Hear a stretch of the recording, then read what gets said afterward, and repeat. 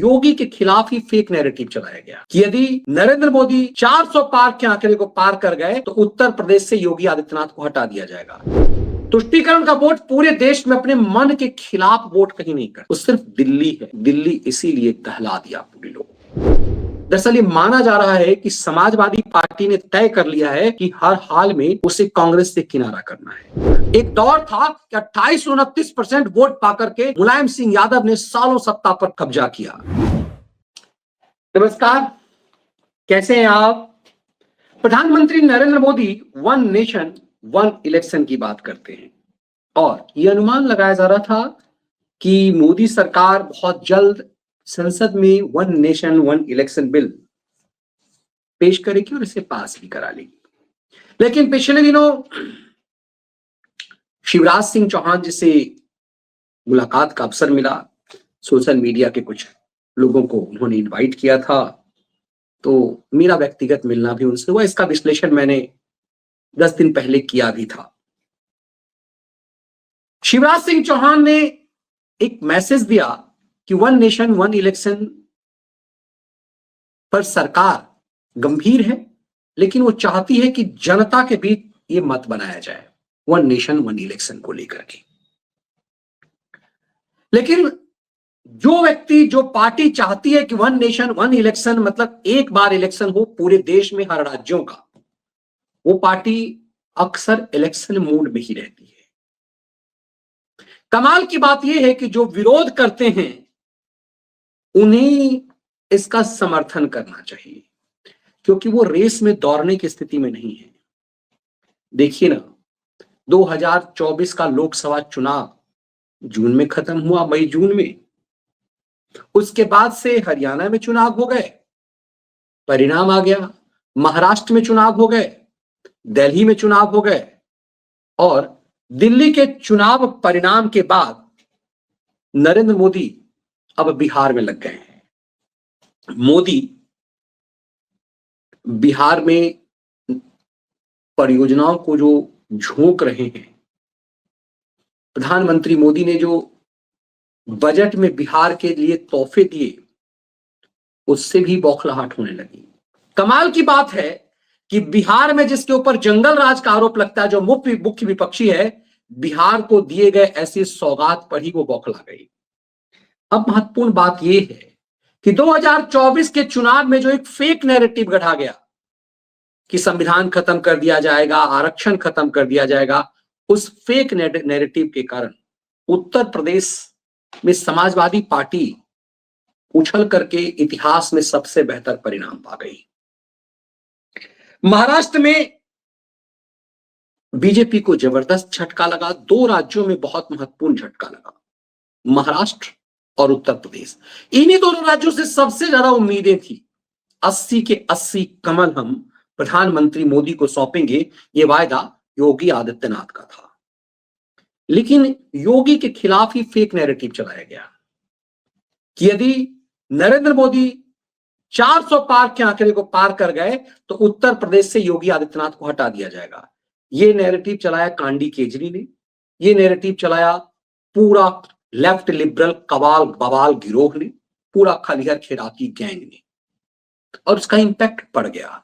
उसका इंपैक्ट ये पड़ा कि लोगों को ये लगने लगा क्या सचमुच योगी आदित्यनाथ को हटा दिया जाएगा। और योगी समर्थकों में एक भ्रम पैदा किया गया कि अमित शाह और योगी के बीच टकराहट है और अमित शाह कहीं ना कहीं योगी आदित्यनाथ को परेशान कर रहे हैं। उत्तर प्रदेश में इसका असर यह हुआ कि जिस उत्तर प्रदेश में समाजवादी पार्टी 2014 और 2019 के लोकसभा चुनाव में 5 से ज्यादा सीट आंकड़े पार नहीं कर पाई, 14 में भी 5 लोकसभा और 19 में भी 5 लोकसभा, वो 37 लोकसभा सीट जीत गई। 37 लोकसभा सीट मतलब पूरे उत्तर प्रदेश में ध्वजवाहक बन गई वो। जब 80 लोकसभा सीट उत्तर प्रदेश में हुआ करते थे, तब भी कभी समाजवादी पार्टी इतनी सीट नहीं जीत पाई।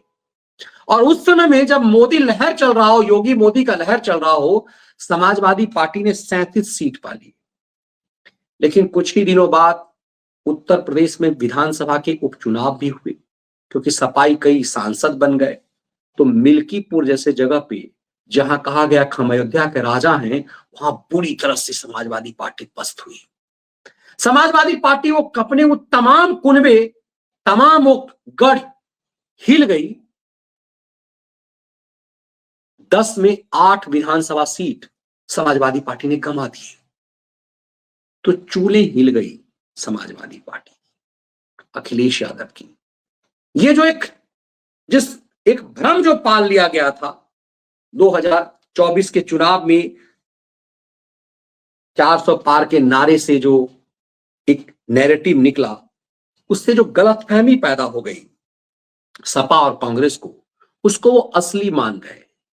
उसमें कमाल की बात यह है कि 2014-2019 में कांग्रेस पार्टी 2 सीट और 1 सीट, पूरे उत्तर प्रदेश में कांग्रेस पार्टी को 2014 में मात्र 2 सीट मां बेटे जीत पाए और 2019 में मात्र 1 सीट मिल पाई। वो कांग्रेस इस मकरजाल फर्जीवाड़ा में 6 सीट जीत गई, कुल जमा 99 सीट जीत गई। तो 99 को 240 से बड़ा मान लिया। यही भ्रम अखिलेश यादव को हुआ। लेकिन बहुत जल्द देश ने इस भ्रम को तोड़ दिया और आंकड़े आने लगे कि यदि इस वक्त चुनाव हो जाए तो अकेले बीजेपी प्रचंड बहुमत पालेगी और लगभग 400 के आंकड़े तक पहुंच जाएगी एनडीए की टीम। अब इस पूरी चीजों को जमीनी स्तर पर समझा जाने लगा और समाजवादी पार्टी को भी समझ में आ गया, दूसरी पार्टियों को भी, क्योंकि उपचुनाव में 10 में से 8 सीट समाजवादी पार्टी गंवा दी। उन जगहों पे भी जो करहल उनका पारंपरिक या एमवाई समीकरण का गढ़ है, वहां पर भी वोट का परसेंटेज ऐसे गिरा कि किसी तरह से अखिलेश यादव के भाई हारते हारते जीत गए। जहां से प्रचंड बहुमत से अखिलेश यादव विधायक बने हुए थे, वहां की दुर्गति हो गई। तो चीजें बेहतर समझ में आने लगी। लेकिन उससे बेहतर आंखें खोल दिया दिल्ली ने। दिल्ली में जो माना जाता था कि तुष्टीकरण का वोट कांग्रेस का है, कांग्रेस ने पूरी ऊर्जा लगा दी दिल्ली में आम आदमी पार्टी के खिलाफ। मैं बार बार कहता हूं कि दिल्ली के तुष्टीकरण का वोट कभी भी केजरीवाल को पसंद नहीं करता, लेकिन लाचारी और मजबूरी है कि दिल्ली में तुष्टीकरण के वोट को कांग्रेस को छोड़ करके आम आदमी पार्टी को देना पड़ता है। तुष्टीकरण का वोट पूरे देश में अपने मन के खिलाफ वोट कहीं नहीं करता, वो सिर्फ दिल्ली है। दिल्ली इसीलिए दहला दिया पूरे लोगों को। जो लोग ये कहते हैं कि 6% वोट कांग्रेस को मिला और 2.5-3% के अंतर से आम आदमी पार्टी और भाजपा के बीच का जीत का अंतर है, यदि कांग्रेस साथ लड़ती तो कुछ और परिणाम होता। वो भूल जाते हैं कि लोकसभा चुनाव में दोनों ने साथ लड़ा था और 7 के 7 सीट गंवाए थे। 7 के 7 सीट गंवाए थे।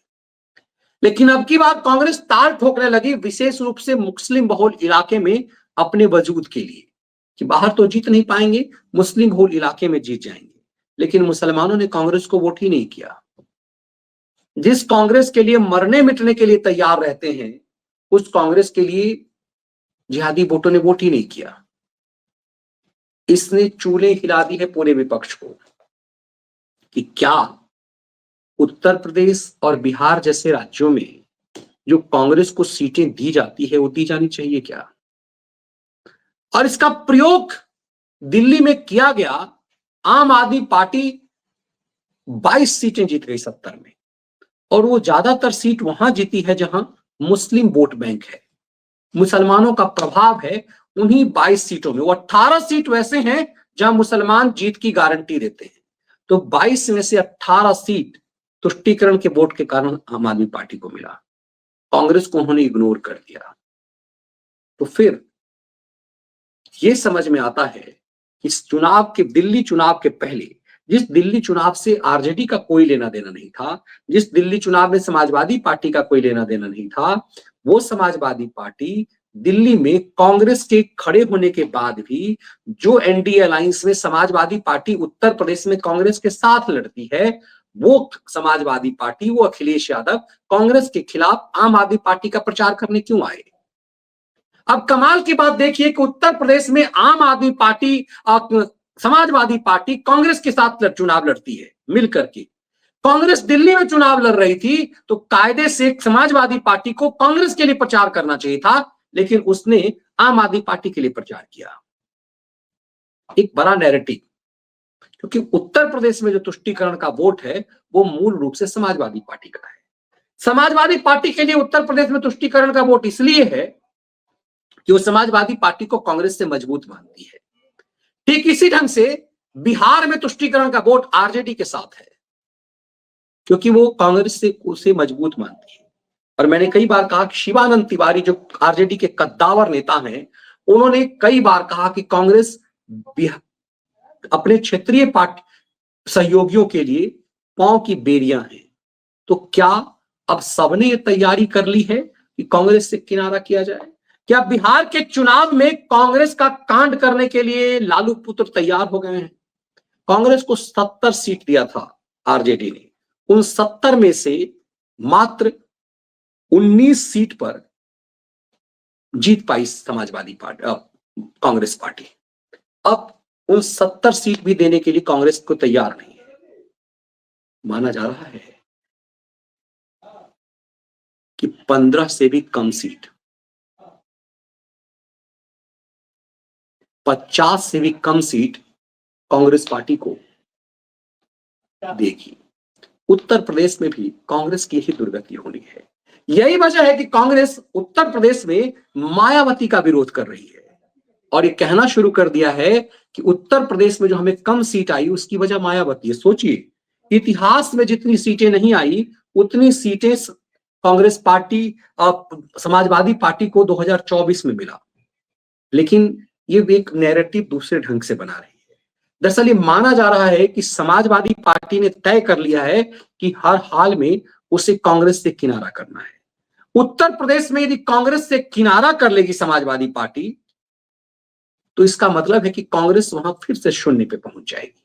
विधानसभा की बात कर रहा हूं, विधानसभा में कांग्रेस शून्य पे पहुंच जाएगी, क्योंकि ये माना जा रहा था कि रायबरेली के अलावा किसी क्षेत्र में कांग्रेस को एक एमएलए भी नहीं मिलना है। और अब वो रायबरेली की स्थिति भी वैसी हो गई है।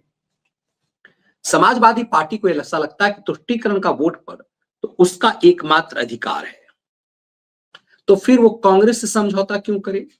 समाजवादी पार्टी को लग रहा है कि दलितों का वोट उसे नहीं मिलता है, तो यदि बसपा के साथ फिर से गठबंधन कर लिया जाए तो फिर दलितों का वोट अंक गणित के हिसाब से जोड़ हो जाएगा। वैसे समाजवादी पार्टी और सपा और बसपा ने प्रयोग 3 बार किया हुआ है। एक बार तो मुलायम सिंह समय में जिस समय नारा लगा था, मिले मुलायम काशी राम, हवा में उड़ गए जय श्री राम, इतना घटिया नारा बनाया गया। आज ये नारा बनाने की हिम्मत कोई नहीं कर सकता। महाकुंभ के बाद जो पूरा एक नैरेटिव, सनातन नैरेटिव बना है, वो समाजवादी पार्टी को लगता है कि यदि बसपा के साथ गठबंधन नहीं बना तो हम जाति द्रोह नहीं करा पाएंगे। इसीलिए बसपा, क्योंकि ये माना जा रहा है कि इस महाकुंभ में बड़े पैमाने पर दलितों ने आस्था की डुबकी लगाई है और एक नैरेटिव फिर से तैयार हुआ कि जो फेक बनाया गया कि हिंदू धर्म में, समाज सनातनियों में जातिवाद का जहर है, उस दुनिया ने देखा कि हजारों हजार साल से जो कुंभ है वो इसी ढंग से मनाया जा रहा है। ऐसा नहीं कि कुंभ में डुबकी कोई मोदी योगी काल में इस तरह की चीजें हो गई है। हजारों हजार साल से कुंभ में डुबकी, लोग अपनी जाति पहचान सबसे विमुक्त होकर के किस घाट पे कौन नहा रहा है, कौन कहां से आया है, इसका कभी कोई परिचय नहीं रहा। किसी को कुछ भी नहीं पता कि जिस संगम में वो डुबकी लगा रहा है उसके बगल में किस जाति के लोग हैं, कौन लोग हैं, देश के किस कोने से आए हैं, दुनिया के किस कोने से आए हैं। इस महाकुंभ ने एक मैसेज पूरे देश को दिया है कि इस देश के साथ षड्यंत्र जातिवाद का होता रहा। इस देश के साथ यदि ऐसा कुछ होता, जातिवाद का ऐसा घृणित खेल मुगल काल से पहले होता, तो फिर महाकुंभ के लिए कोई नियम कानून होते कि ये घाट ब्राह्मणों का है, ये क्षत्रियों का है, ये वैश्यों का है, ये दलितों का है। लेकिन ऐसा कुछ नहीं होता।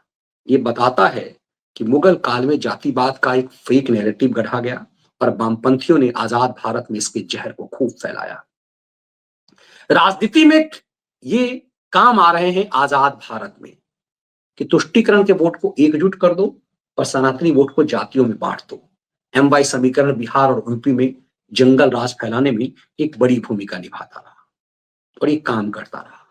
एक दौर था कि बिहार में 27% सीट पाकर, वोट पाकर लालू यादव सत्ता पर सालों काबिज रह करके उत्पात मचाते थे, बिहार को बदनाम करते थे। एक दौर था कि 28-29% वोट पाकर के मुलायम सिंह यादव ने सालों सत्ता पर कब्जा किया। इनफैक्ट 2012 में जो अखिलेश यादव जीते थे उसमें भी 27 से 28% वोट ही थे। लेकिन अब समीकरण बदल गए। अब सत्ता पर काबिज होने के लिए 40, कम से कम 40-45% वोट शेयर चाहिए, तभी आप सत्ता पर काबिज हो सकते हैं। दिल्ली ने इस संदेश को और बढ़ा दिया है, महाराष्ट्र और हरियाणा ने इसे और बल दिया है। ये वो और दौर था जो एमवाई समीकरण से वो गणित जोड़ लेते थे कि 27-28% यदि सीट पा गए फिर दूसरे को जातियों में बांट देंगे।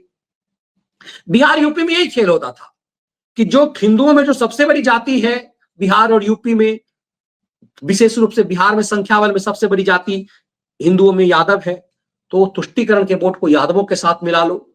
वही यादव जो घोर सनातनी रहे हैं, जो सनातन रक्षक जाति रहे। मैं बार बार कहता हूं, बिहार में भागलपुर में हिंदुओं को यदि बचाया था तो यादवों ने बचाया था। लेकिन उसके बाद लालू यादव ने एक जबरदस्त चाल चली, उस पूरे मामले में जो दंगाई थे उसको बचाया, दोनों तरफ के दंगाइयों को बचाया, उस केस को टाला और उसके बाद एमवाई समीकरण बना दिया अंक गणित के जोर से। और फिर 27-28% वोट से दूसरी जातियों को विभाजित करके 27-28 वोट से ये कहते हो कि माई के आशीर्वाद रही तो सरकार बनबे करी, एमवाई। और यही खेल अखिलेश यादव ने उत्तर प्रदेश में किया। मुलायम सिंह यादव और अखिलेश के पिता मुलायम सिंह यादव ने, अखिलेश के अब्बा जान ने। और फिर ये चीजें चलती रही। लेकिन इस दौर में अब चीजें बिखर चुकी हुई हैं, सिर्फ एमवाई से काम नहीं चलेगा। इसीलिए राज्य के क्षेत्रीय छत्रपों को लगता है कि जातिवादी पार्टियों को लगता है कि हम अलग अलग जातिवादी पार्टी अब एकजुट हो जाएं। इसीलिए बिहार में नीतीश कुमार को भी पटाया गया और इसीलिए दो विपरीत ध्रुव पर खड़े सपा और बसपा 3 बार मिल चुके, तो क्या फिर वो मिलेंगे?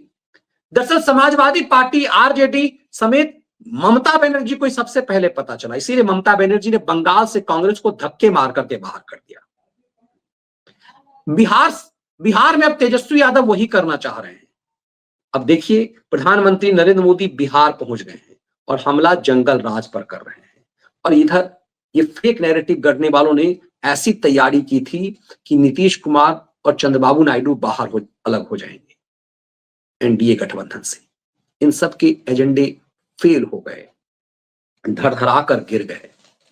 बिहार में सबको पता है आरजेडी ने वोट पे प्रतिशत के हिसाब से जो पाया था, मैंने पीछे विश्लेषण भी किया था, आरजेडी का जो वोट परसेंटेज है वो लगभग बीजेपी के बराबर है। ऐसे में नीतीश कुमार इसीलिए जिस पलड़े पर बैठते हैं उधर खेल कर देते हैं। तो क्या समाजवादी पार्टी को यही लग गया है कि बसपा और सपा को मिला लिया जाए? यदि ऐसा नहीं हुआ तो दोनों के वजूद खत्म हो जाएंगे।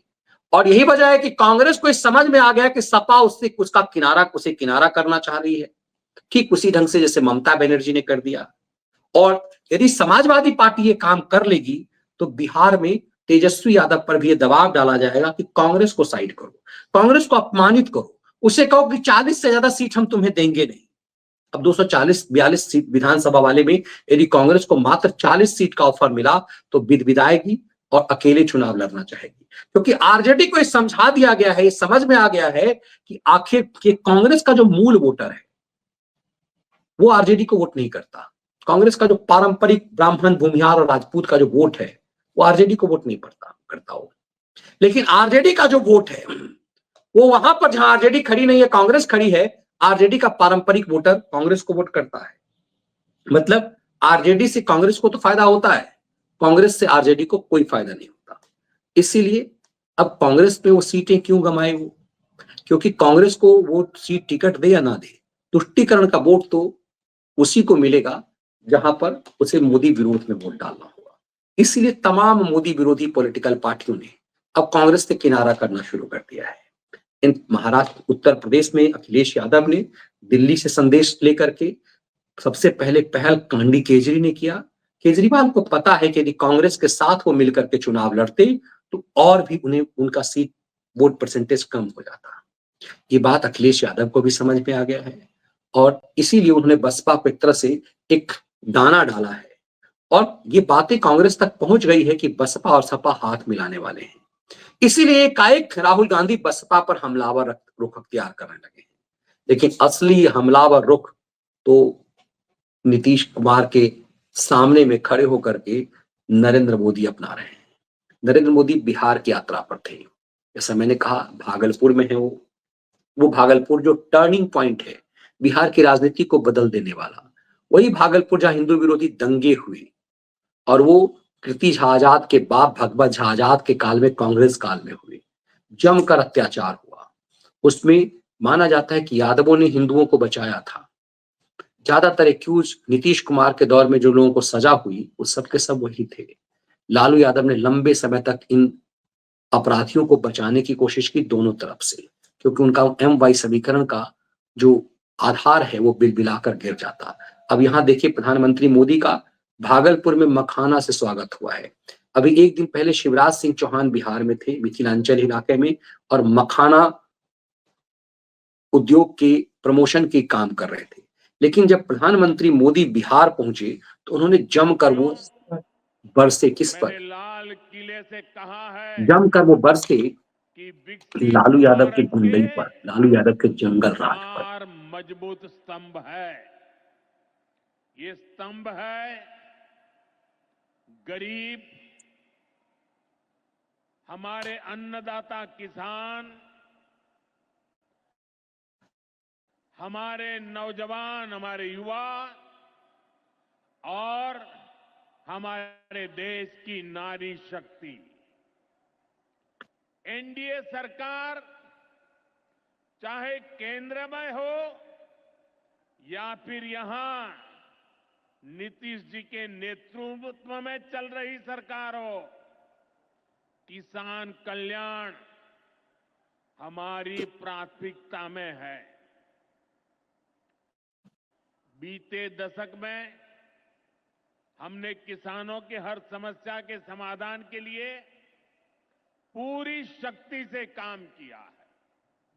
किसान को खेती के लिए चाहिए, पशुओं का बीमारी से बचाव चाहिए।